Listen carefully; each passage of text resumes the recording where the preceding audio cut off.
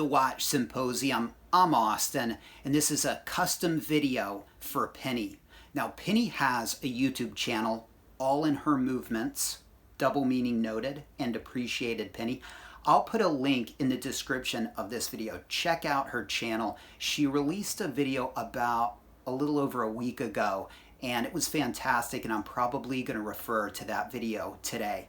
All right, so Penny has a sub collection, and I'm not talking about a collection of Rolex Submariners. She actually doesn't like the Submariner that much, even though she's got a pre-ceramic Kermit. I'm talking about a smaller sub collection of ceramic GMTs. A 116710 all black and two 126710s, a BLRO and a BLNR. And she must have two empty spots in her GMT watch box because she wants to add two more GMTs to round out to an even 5, and that's what we're going to talk about today. Now, it's kind of interesting. She has a 16570, which is an Explorer 2. It's a Polar Explorer 2, back when they were 40 millimeters, you know, the 5-digit versions. And that has a GMT function, but she doesn't recognize it as a GMT. And I'm with her there because it's got the freakish 4 hands, but it doesn't have the rotating bezel. And for a true Rolex GMT, you need the 4th hand and you need a rotating bezel. So I'm not going to be talking about just GMT function watches or things that kind of fall in that category. And I'm not going to suggest anything like a Sky Dweller that kind of has a GMT function because it's not a GMT. Let's get into her message to me. I've been really thinking that the collection needs an original GMT Master 2, the 16760. And the very first GMT Master 2 came out in 1983 and ran for just 5 years until 1988. And the difference between that and all GMTs up until then was you could finally separate the 24-hour hand and the local hour hand. And that bigger movement meant it needed to be in a bigger case, hence the nickname Fat Lady or Sophia Loren. Kind of fat, kind of curvy, depending on how you look at it. And of note, it was the birth of the Coke colors, the nickname given to the black and red colors on the bezel or bezel insert, to be more specific, of the watch. And up until then, all Rolex GMTs either were Pepsis or all blacks, with a handful of blueberries as legend has it, but they don't really count. And so that's why those Coke colors and the GMT Master 2 have such a strong connection. They came out at the same time. All right, she continues, there are not a lot of good examples out there in the US. Anyhow, the Coke was going to be my next purchase when I'm ready to buy again. But if I'm building out a 5-piece Rolex GMT collection, what are my essentials to fill those last 2 slots? I don't think the all gold models or the two-tones are for me. Not because I don't like gold, but because I don't want to get my arm chopped off wearing it here in the US major cities. And that goes to her video, and she elaborates on that. But that's a real concern for us Rolex fans, because while these watches can go anywhere, to the deepest oceans, to the highest peaks, they can withstand anything the environment can throw at them, our biggest concern are other human beings, because here in 2023, having a Rolex watch can get you hurt. It can get the people around you hurt. And it wasn't like this just 10 years ago. You could wear a steel professional watch pretty much anywhere in the world and you'd be relatively safe. But here in 2023, anything with Rolex on the dial, anything with a Cyclops is a liability and has really damage the wearing enjoyment of these watches. She continues, maybe a 1675. Now, the 1675 is the 2nd generation of GMT Masters. It came out in about 1959 and ran for around 3 decades until 1980. And I wouldn't go there for a couple reasons if I were you, Penny. Number one, as we'll see later, she wants those Coke colors in the collection, and the 1675 of course, never had those Coke colors. It started out with the Pepsi colors, and in the early 70s, the all black came out on the 1675. The other reason I wouldn't go there is because you're going to have to get a very old piece. You have to worry about things like replacement bezel inserts, replacement bracelets, replacement clasps, replacement dials. That's a big one. What about, aftermarket parts in the movement, aftermarket parts in general? Box and papers becomes really expensive. So the older the piece you're going for, the more dangerous it gets, the more expensive it gets. And then you have the issue of wearability, because you're going to have to wear these a little bit more gently. They're not going to be able to go in water anymore. And when it comes to servicing vintage watches, that becomes a challenge as well. And so unless you are loaded and you are ready to spend a lot of money and you're just looking for pieces to fill in holes of a massive collection, I wouldn't go there. If you are loaded, then not a big deal. You can source some of the best examples, and whether it's 20,000 more, or this one's 40,000 more, this one's 50,000 more, not a big deal. So that's why I like the neo-vintage pieces, because you get that modern wearability, but the vintage aesthetic. All right, let's continue. She says, or maybe I should save up for the white gold Pepsi. Now, I wouldn't do that. You've already got the Pepsi colors. And look, the dials are different. The blue dial, the meteorite dial. Hey, by the way, if you can get the meteorite dial white gold GMT at an authorized dealer, I would jump on it, because they're going to end that at some point. The meteorite dials came from the Gibeon meteorite, and Rolex's supply of that is probably running low. It's going to run out at some point, and I think that would be a cool piece to have. But looking at how it would fit in your collection, I mean, it looks too much like what you already have. And if you're going to get robbed for a steel-looking Rolex, hopefully it is steel and not gold. Also, it's going to be heavier and the metal is softer. So I wouldn't do that. She says that would be another ceramic, however, and I do think the 5-digit watches are very good. Yeah, I think 5-digit is where you should be looking, and she is. I absolutely love my Explorer 2. It was my first, and it was my favorite and best fitting watch. So maybe I'm ready for a vintage GMT now. I just don't know them that well.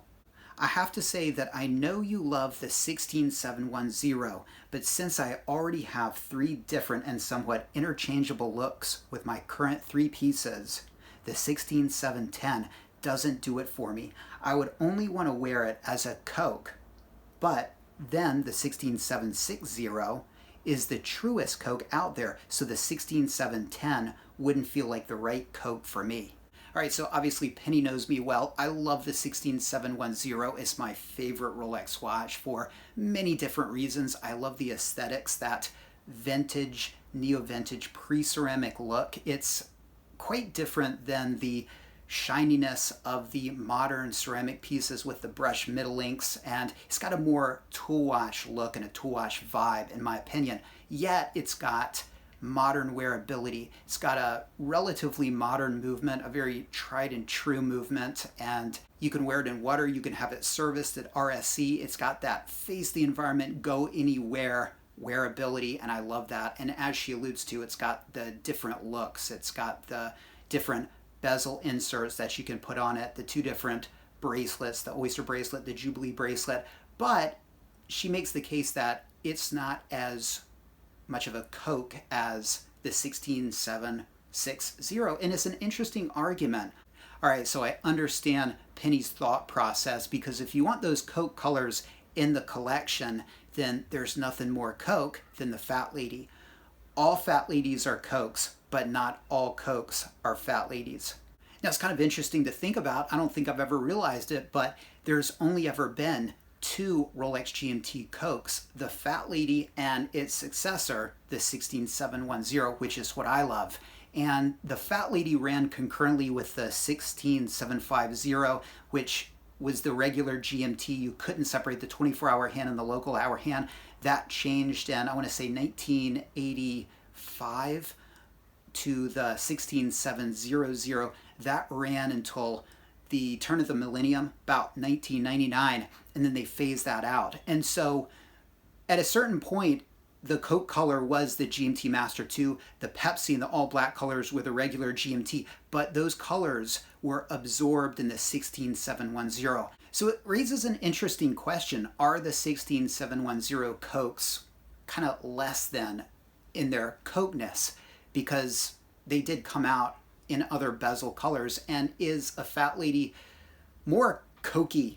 Do the colors mean more on that? And I really can't see that it does, but I kind of understand that purist mindset. If you're going for, the cokiest Coke, it would probably be a Fat Lady. But as I mentioned before, one of the things I love about the 16710 is the wearability. And Penny, if you go for a pure Fat Lady in all its cokiness, you're going to lose a little bit of that wearability. You're going to have to worry about servicing it, and you're also going to be paying a lot to get all the boxes you may want checked off. And I'm talking original bezel insert, original dial, the original bracelet, clasp, box and papers, and things could get very expensive, kind of dangerous. And what do you get out of it? I'm not really sure. Now, I kind of know what you get out of it. You get the very first GMT Master 2. You would have, well, it's the Sophia Loren, so I guess we can't call it the granddaddy. You've got the grandmother of all of your pieces. And being GMT Master 2s, you've got nearly all the GMT Master 2s, which is kind of funny because, some people would say you've got every single GMT Master 2 with the Fat Lady except for mom, right? How can you have grandma and not mom, the 16710? So should you get a Fat Lady and a 16710 to fit those two spaces? An argument could be made that you could, and that you would have every single iteration of the GMT Master 2, which would be pretty cool. But there's going to be some double up and, aesthetic similarities between the Fat Lady and the 16710. So I don't think I would do that. I would choose one or the other. You know what I would do, 16710, but I understand going that purist route. It still leaves one more piece, and if I were you, I know you mentioned not wanting to get a two-tone watch, but a root beer, either a modern root beer or a pre-ceramic root beer would fit perfectly. And look, if you can just not get your arm chopped off, it would bring a hell of an aesthetic to your collection, and that's probably what I would do. All right, so guys, let me know what you think about Penny's collection, about what she should do. These two spaces, should she go Fat Lady 16710? Should she go one of those and something else? Or should she do something different? All right, let her know. Penny, thank you for the custom video request. If you guys want one, check out the description. You can see how you can make it happen. Take care. Thanks for watching, and I'll see you next time. All right, a quick PS here. I think Penny is absolutely correct to look to add a pre-ceramic GMT, and I can understand her affinity towards the Coke, and by extension, wanting to add the purity of the Fat Lady into the collection. And I'm not trying to force the 16710 on her. I just want her to look at some options that it offers. And while you may want to stick to the Coke aesthetic, there are options with the 16710, because while you have a Pepsi, the ceramic Pepsi and the pre-ceramic aluminum Pepsi look are completely different, and that'll be a possibility open for you in the future, and the Fat Lady's not going to give you that. Also, if you're looking to spend Fat Lady money, you can get some amazing 16710s for that. For example, the stick dials, or the later serial M's or late Z's with a 3186 movement with the blue parachrome spring. So just something to think about. But hey, viewers, let her know what you would do.